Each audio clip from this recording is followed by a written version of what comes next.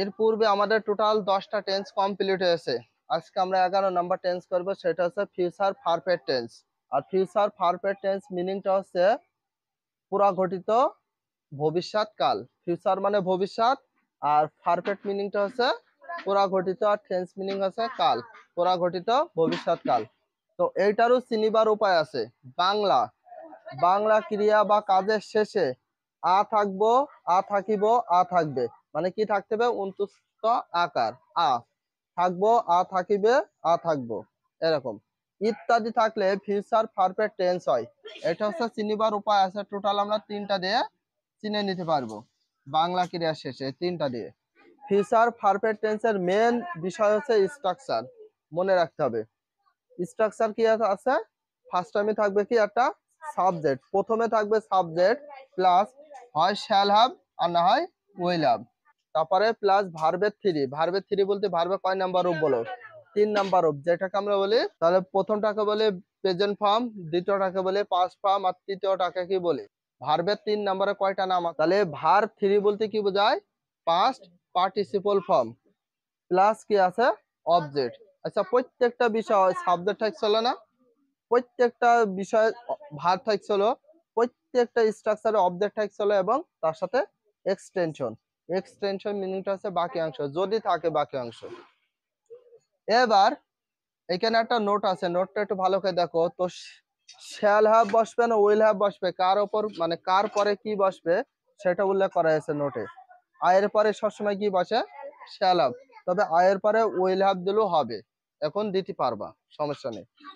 তারপরে ওই, you, he, she, it, this, that, noun আর দে, এগুলো পরে সবসময় কি বসবে? Will have. এবার শ্যাল নট হ্যাভ এর সংক্ষিপ্ত রূপ কি আছে? Shan't have. Will not have এর সংক্ষিপ্ত কি দেব? Won't have. মনে রাখবা। এবার আমরা একটা এক্সাম্পল দেখি। আমরা ইংরেজিতে কথা বলিয়া থাকবো। এখানে ফার্স্ট টাইমে তোমার কি করতে হবে বলে দিন? সাবজেক্টটা আইডেন্টিফাই করতে হবে। সাবজেক্ট কোনটা বলো? আমরা, এটা কি বলে দিন? সাবজেক্ট।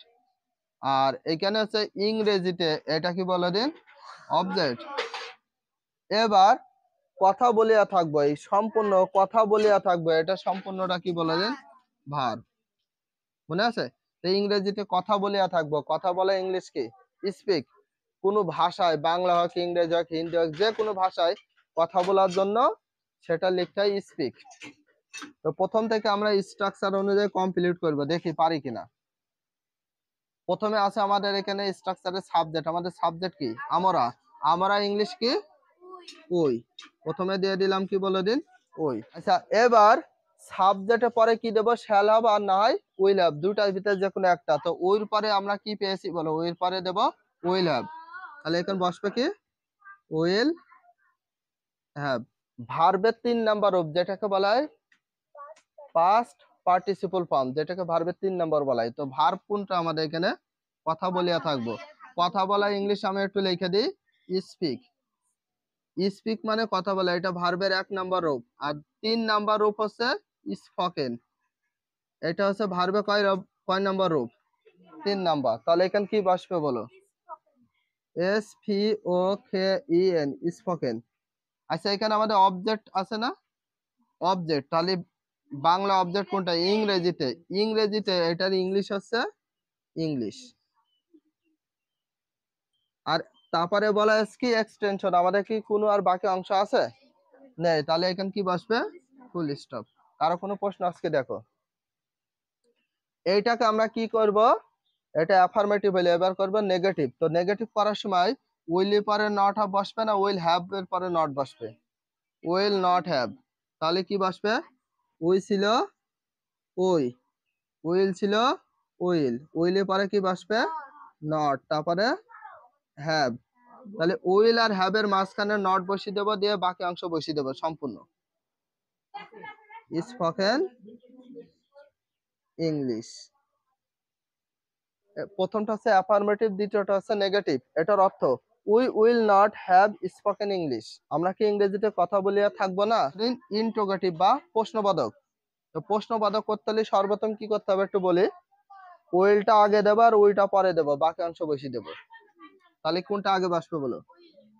দেখো ওয়েল, ওই, এই যে ওয়েলটা আগে আর ওইটা পরে, আর বাকি অংশ হ্যাভ স্পোকেন, তারপরে ইংলিশ।